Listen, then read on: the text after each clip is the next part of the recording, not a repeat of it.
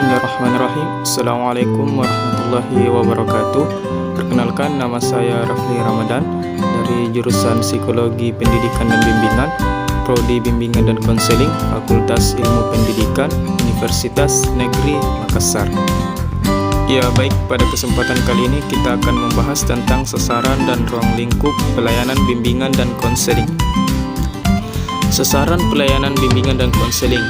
Sasaran pelayanan bimbingan dan konseling di sekolah adalah tiap-tiap pribadi siswa secara perorangan. Dalam artian, mengembangkan apa yang ada pada diri tiap-tiap individu secara optimal agar masing-masing individu dapat sebesar-besarnya berguna bagi dirinya sendiri, lingkungannya, dan masyarakat pada umumnya.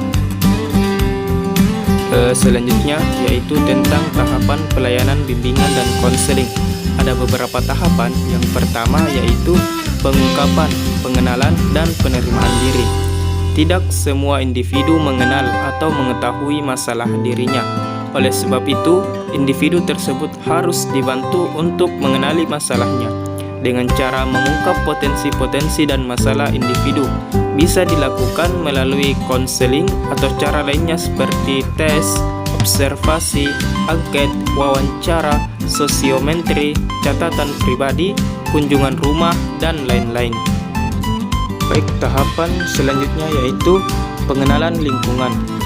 Upaya memperkenalkan individu terhadap lingkungannya dapat melalui pelayanan bimbingan dan konseling, sehingga terwujud pribadi yang sehat dalam arti pribadi yang mampu bersikap positif terhadap dirinya sendiri dan lingkungannya.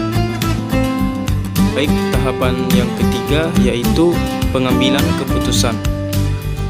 Pengambilan keputusan hendaknya dilakukan oleh individu itu sendiri, atau setidak-tidaknya apabila pengambilan keputusan itu diprakarsai oleh orang lain, misalnya pembimbing atau konselor, keputusan itu hendaknya disetujui oleh individu yang dibimbing.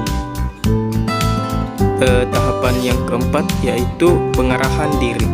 Kemampuan mengambil keputusan hendaknya diwujudkan dalam bentuk nyata, karena keputusan tanpa bentuk kegiatan yang nyata tidak akan ada manfaatnya. Misalnya, seorang siswa yang memutuskan bahwa ia harus membuat jadwal belajar dan melaksanakannya secara konsisten untuk meningkatkan prestasi belajarnya, maka ia harus berani dan konsekuen melaksanakan keputusan yang telah dibuatnya, yaitu membuat jadwal belajar dan melaksanakannya. Baik, selanjutnya yaitu tahapan yang terakhir atau tahapan yang kelima, eksistensi diri. Setiap individu hendaknya mampu mewujudkan diri sendiri sesuai dengan bakat, minat, keterampilan dasar, dan karakteristik kepribadiannya. Mewujudkan diri individu hendaknya dilakukan tanpa paksaan dan tanpa ketergantungan pada orang lain. Ya baik, selanjutnya yaitu poin tentang ruang lingkup pelayanan bimbingan dan konseling. Yang pertama yaitu dari segi fungsi. Ruang lingkup pelayanan bimbingan dan konseling di sekolah mencakup fungsi-fungsi pencegahan, pemahaman, pengentasan, pemeliharaan, penyaluran, penyesuaian, pengembangan, dan perbaikan. Selanjutnya dari segi sasaran. Dilihat dari segi sasaran, ruang lingkup pelayanan bimbingan dan konseling di sekolah dan madrasah diperuntukkan bagi semua siswa dengan tujuan agar siswa secara perorangan mencapai perkembangan yang optimal. Yang ketiga yaitu dari segi layanan. Dilihat dari segi layanan, ruang lingkup pelayanan bimbingan dan konseling di sekolah dan madrasah meliputi layanan-layanan pengumpulan data, pemberian informasi, penempatan konseling, alih tangan kasus atau referral, penilaian, dan tindak lanjut.